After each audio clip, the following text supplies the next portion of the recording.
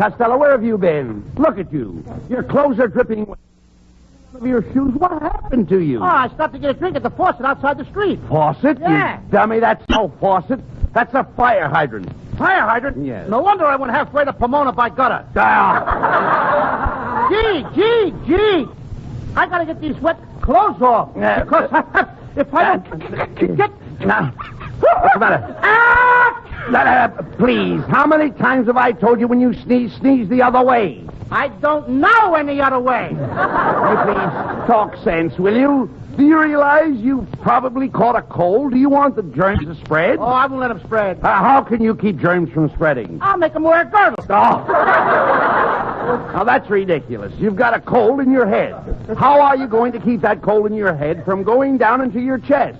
I'll tie a knot in my neck. Hey, yeah, but what are you talking about? You're not so healthy. Oh, I'll have you know, my friend, that I keep regular hours. Every night I go to bed with the chickens. How do you all get in that little coop?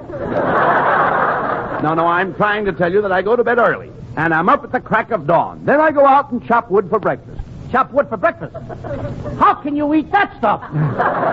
Listen, Costello, I chop wood for exercise. For example, every morning I jump out of bed and crawl around the room on all fours. You crawl around on all fours? Yes, that's the athlete in me. Athlete? That's the monkey in you, brother. Oh, hey, here's Ken Niles. Say, I'm glad you dropped in, Ken. Take a look at Costello. He doesn't feel very well. Oh, just let some of the air out of his head. He'll be all right. I mean, you got a lot of nerve there, Niles. I mean, talking like that. With such a swell head like you got. Oh, I'll have you know I'm not swell-headed. Oh, yeah? You're the only guy I know who gets the mumps above the ears. Now, take it easy, Costello. You're a sick man. Who's a sick man? I'm all right. I just got a little... Ah! Good heavens, Bud. Did you hear Costello sneeze? What's wrong with the way I sneeze with a little thing like that? What's wrong with it? What's wrong with it? Well, if you have to sneeze, why don't you sneeze with your mouth closed? I tried that once and blew out 3 of my teeth. Now, wait a minute, Costello. Your sneezing is dangerous. I can catch your cold, then go home and my beautiful wife will get it in her lovely throat. Her lovely throat? Yes, Costello. Mrs. Niles has a neck like a swan. Yes, and she's got webbed feet to match. Oh, I heard that remark. Mr. Costello, you might be interested in knowing that all my friends think I have perfect features. Is that your nose, or are you looking through a periscope? Oh, stop that. Don't pay any attention to Costello, Mrs. Niles. You see, he's got a cold and we're trying to help him. Well, you know the old saying, starve a cold. Now, the first thing to do is to put him on a diet. No carbohydrates, no starches, no liquids, and no solids. You think you can stick to that diet, Costello? Sure. Then what? Then Kenneth and I'll split your rations. Oh, nice going. I heard you the first time. You're going to split it. It was almost a wonderful joke, Poochie. Oh, don't say that, darling. You're my Poochie. No, you're my Poochie. No, you're my Poochie. If there's a dog catcher in the house, what are you waiting for?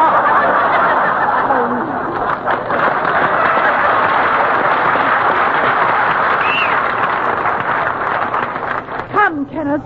And as for you, Costello, I hope your cold is nothing trivial. Well, I don't blame them for going out.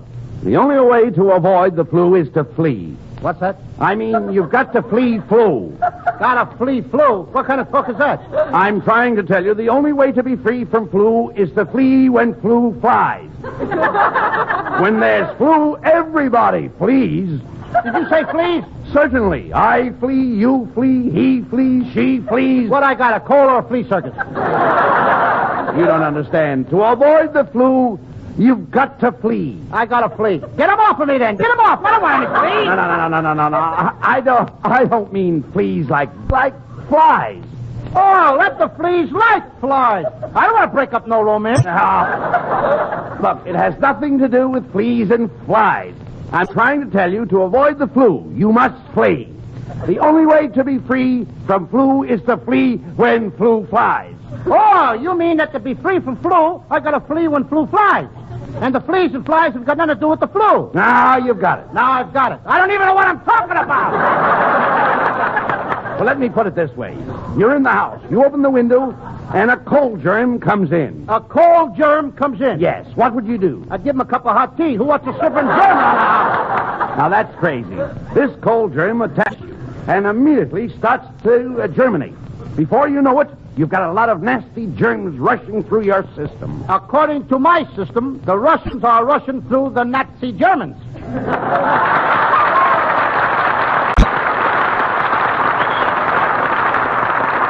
Well, that's true, Costello, but I'm talking about flu germs. Do you realize that germs travel with the speed of light?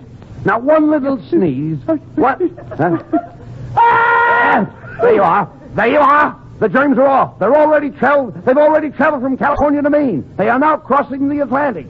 I didn't even say goodbye to him. Costello, right now, at this very minute, someone in Europe is catching your cold.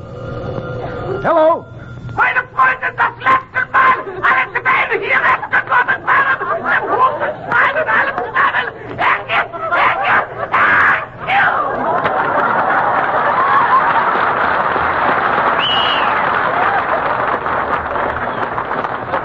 Well, I sure fixed it out. What do you mean? He's just sneezing now. The coffin will come later.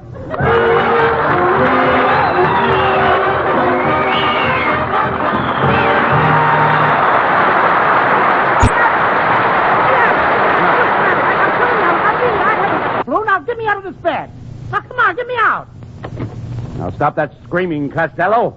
You want me just pull that cord by the bed. Oh, I did. And what happened? My pajamas fell down. However, if I had to stay in bed, why didn't you give me some attention? What are you talking about? Didn't I put some cracked ice on your head? Yeah, but you didn't have to wait till you got the ice on my head before you cracked it. However, for the last time, I'm telling you, what am I doing in bed? Well, it's part of the health building course I got from Professor Hercules. Starting tomorrow morning, you're going to get out of bed at 5 o'clock. Then at 5:10... Back in bed. No. At 5:10, you jump into a nice cold shower. And I whistle. You don't whistle. I gotta whistle. Why? Well, there's no lock on a bathroom door.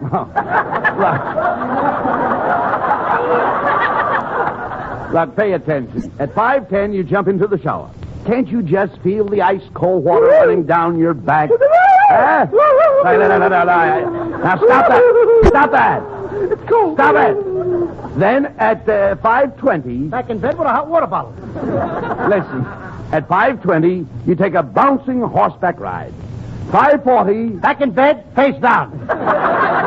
Then at 6 o'clock, an hour of wrestling. 7 o'clock, 2 hours of handball. 9 o'clock, you walk 30 miles with a heavy pack on your back. And 12 to 1, you climb a mountain. 12 to 1, I don't make it. Oh, you idiot. You never listen to me. Just wait till you see Hercules. Exercise has given him bulging biceps, rippling muscles, a massive chest. He's the strongest man in the world, the mighty Hercules. Come in. I am the mighty Hercules. Honest, I am. Honest. See, Costello? Take a look at Hercules. Get a load of that muscle. What muscle? The last time I saw a muscle like that was on a sparrow's ankle. You know, I could chalk his head and use him for a pool cue. Hey, Costello. Well, he reminds me of a radio program I heard. One man's famine.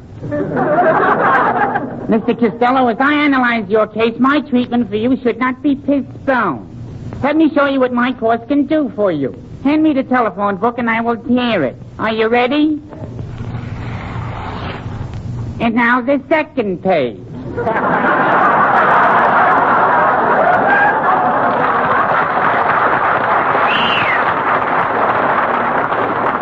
Now, look, Hercules, what's so great about that? I can bend bars with my bare hand. Costello, now don't be silly. You're talking to the mighty Hercules. Yeah, Mr. Costello, I'm a master muscle. You're a mess of something, brother. Now, while I'm on the subject, you ain't seen nothing yet. Just feel my muscle. Where is it? All I can feel is one little corpuscle. Yeah, but ain't it got a hard head? Look, Abbott, for the last time I tell you there's nothing wrong with it. Now you got to get me out of this bed. Now give me a lift. All right. What was that? I got my nose caught in the bed spring. Come in. Good evening, gentlemen. I'm Peter Lawrence.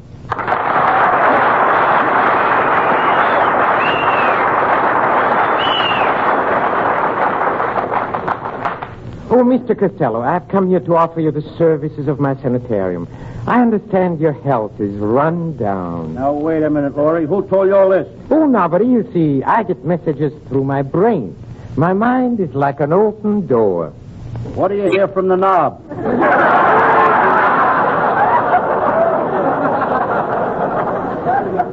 Quiet, Costello. Let me handle this. Mr. Laurie, you say you have a private sanitarium? Oh, yes, and it's just the place for Mr. Costello. It is out in the woods, in a very lonely spot, where he can get away from it all. Far, far away. I don't want to get that far away. Get me close to the town now. Get a lot of people around me, too. Ring those bells. Blow those horns. Blow those horns. Please, please. Noise. I gotta have it. When you're around, I gotta have noise. But please, Mr. Costello, you're scaring me. I'm scaring you. Costello, there's no sense in shouting. That's right, Mr. Costello. Let us speak low. I don't want to speak low. I always talk loud. Hooray! Happy New Year! Settle down, everybody. Here's some John Charles Thomas. On the road to Mandalay.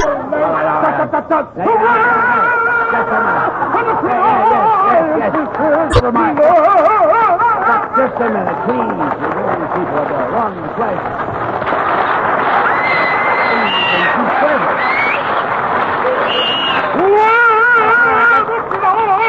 That's enough. That's enough. Hey, they like it. Yeah, never mind. Look, pay no attention to What's him. this Frank Sinatra? Will you? Never mind. Pay no attention to him, Mr. Laurie. I'll bring Costello out to your sanitarium tonight. Oh, yes, please. And at midnight, I hope. When the moon is down. No, tomorrow when the sun is up. Way up! Plenty of light, brother. Lots of light. We're going to turn on a searchlight. Costello, you're acting like an idiot. Yes, Mr. Costello. I have had thousands of patients at my sanitarium, and I've never had one of them complain. You know what that proves, don't you? Yes, sir. Dead men tell no tales.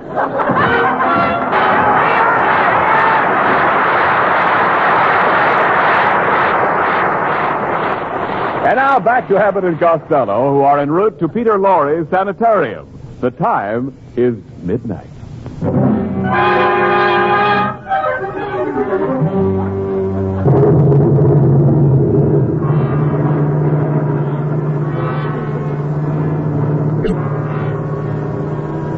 Well, Costello, we'll be at Peter Laurie's sanitarium in a minute. He's a great doctor, Costello. He'll see that you get some rest and peace. That's what bothers me. I don't want to rest in peace. Quiet. Listen, a friend of mine was just about to die, and Dr. Laurie pulled him over the hump. Which way?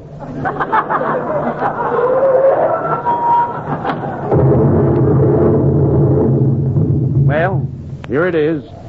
Peter Laurie Sanitarium, 1313 Gravesend Road. What an address. Look at the sign on the gate. Deliver all bodies in the rear.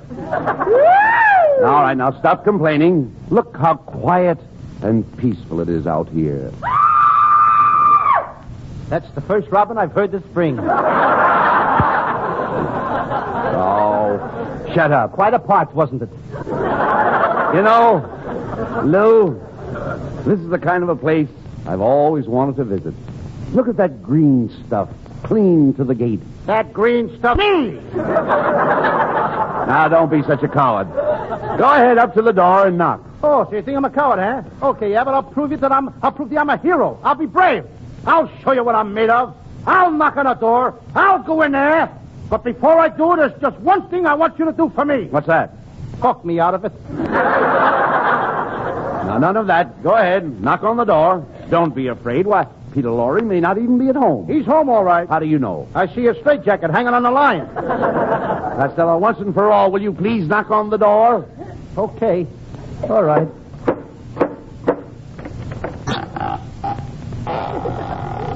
How do you do, gentlemen? Did you ring? No, I knocked.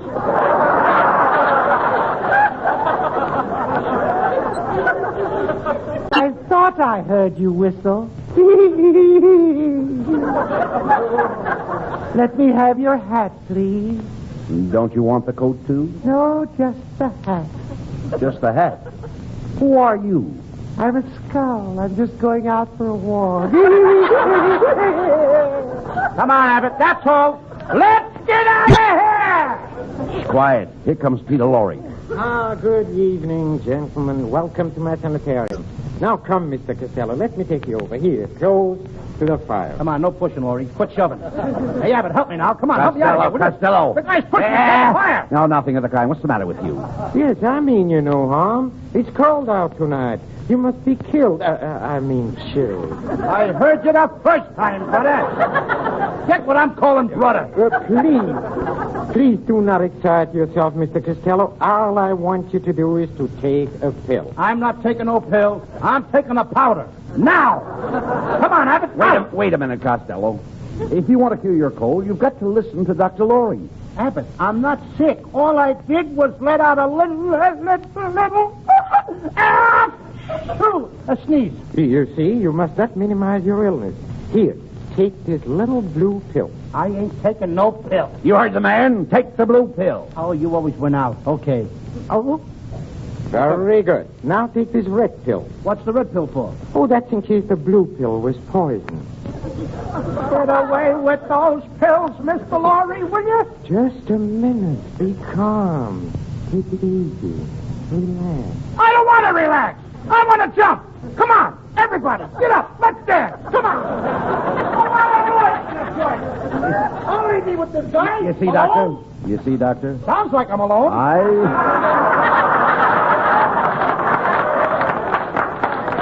You see, Doctor, I told you that Costello was in bad shape. What he really needs is some exercise. Oh, splendid. Let's go out and play some golf. Golf? At midnight? Oh, yes. Oh, last night I played a fine game with my friend Frankenstein. Now, there's a gruesome twosome. It was a very interesting game. Frankenstein made a hole in one, so I buried him in it. You know, I play a very hot game. Hot game. You probably play in the lower Hades. The lower Hades. Oh, Doctor! Excuse me, please. That's one of my patients. Oh, Doctor! I just killed my keeper! Yeah? I just killed my keeper! Well, but why did you kill him? He killed me first! Hey, Abbott, now that guy wasn't kidding. Now, there's a body behind the couch. Is he dead? I can't tell. His head is missing. Hey, Costello, look. The body is getting up. Abbott, he's coming towards me. Listen, mister. You're dead, ain't you? Yes, I am dead. Then why aren't you laying down? If you must know, the floor is too cold. That's the last straw. I'm getting out of here. Now, stop worrying. There's nothing wrong with this place. What was that? 1 o'clock. Let's go.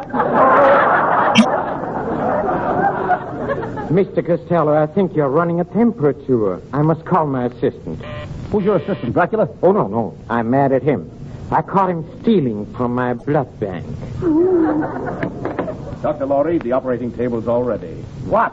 What operating table? You ain't operating on me. I'm not hungry. You're not hungry? You heard me. I don't want any cold cuts. Oh, I must insist, Mr. Costello. My diagnosis shows that the sneeze caused your cold, which caused poison to run through your system. This has affected your appendix, and your appendix must come out. Put him on the operating table, boys. The first guy that touches me gets a fat lip. Now, that's no way to talk. You must follow your doctor's advice if you ever expect to get well. Okay, then. Lorre, I'll let you take out my appendix on one condition. Good. What's the condition? You gotta take it out from the back. From the back? From the back? That's right. But why? Because I got a battleship tattooed on my stomach. And he is liable to sink it. Oh, get out.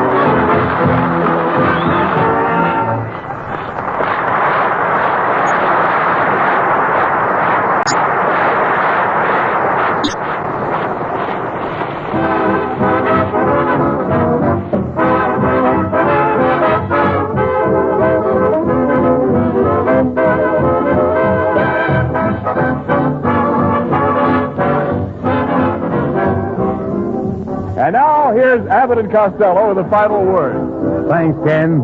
Well, Peter Lorre, it certainly was nice to have you with us tonight. Yes, I certainly That's not your line, please. Excuse me. Oh, thank you, Bud. Thank you. Thank you, Mr. Costello. I hope you didn't mind coming to my sanitarium. You should come again sometime. I will, on Visitor's Day. Oh, another thing, Mr. Costello. You should take care of your cold. You see, flu flies, and in order to be free from flu, you must flee when flu flies. Say it again, Laurie. All right, I will. I mean without the script. Oh, get out of here. Good night, folks. Good night, everybody. Good night, Mom.